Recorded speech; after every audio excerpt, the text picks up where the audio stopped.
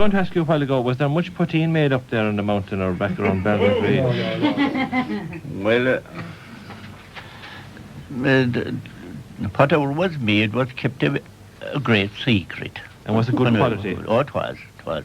Very, Around the Macroom area was always good for it, you know. It was, but to say, in my time now, I didn't know much about it because it was a novel secret. To say, a novel secret, but I knew it was making by some few people, like, and of course I wouldn't blame them. And it wasn't the Fairies making it? No, they were a different crowd. But you were talking about them earlier, the ones who were whispering in the night. Yeah, I was, and that's true now. You mightn't believe me, but it was true. And the people in present day now, to tell them them things. They'd say you were raving, or that you weren't fit to be at large at all.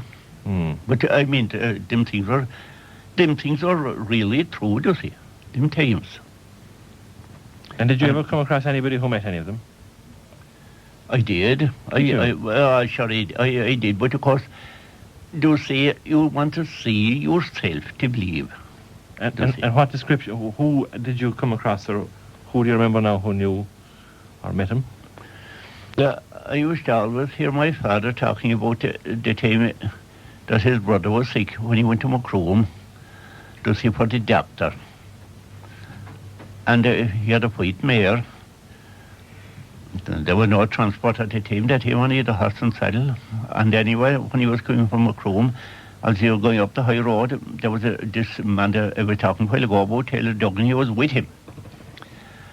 And as they were going up, about 11 o'clock, his mare, anyway, she started rearing and backing and plunging, and she was very white, and he didn't know what was wrong with her, and he said to Taylor to catch her by the bridle. But like that now, she backed east this lane, and as she backed east the lane, he see all these ponies passing. There was about 100 there, he said, black ponies with a white spot in their back. As soon as the last pony had passed, the mare went up the road in a gallop. And he couldn't, she stopped her a bit, but there was sweat running up her. And he was sure the brother would be dead that night when he was at home. But the queerest thing was what better he got.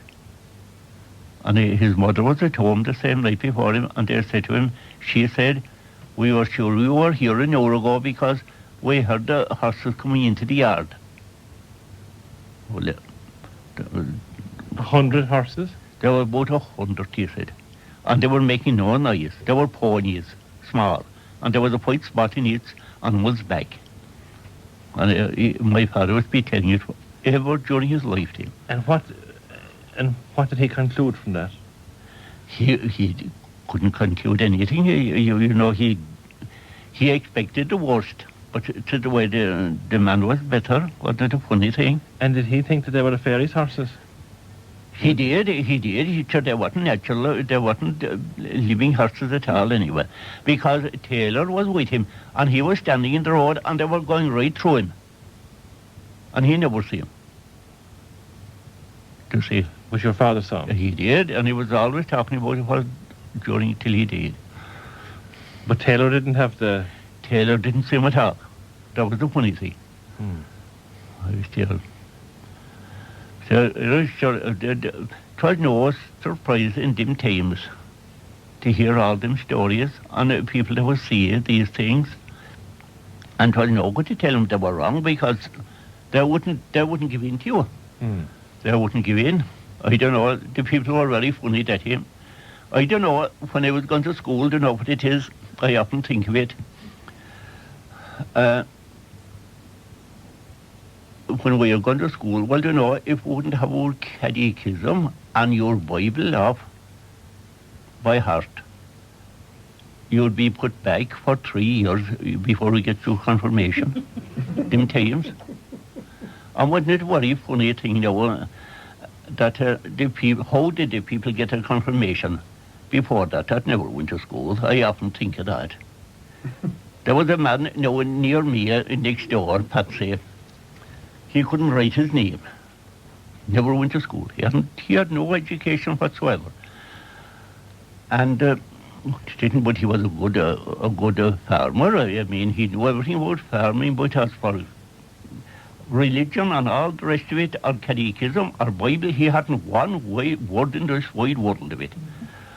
But and he never agreed with the women at home. Never agreed. He said he was tormented to the world altogether by him. By the women?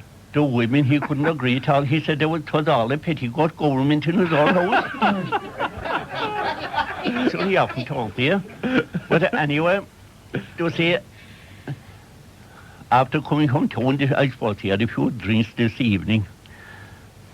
He came down to Lena May, the bar woman in Ballinagree.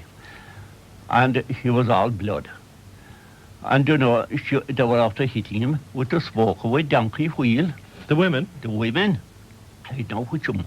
Women in Ballinagree? Well, God said, Lena May, what in the world happened to you, Patsy, says she. Look at the state of her face. I don't know, says he.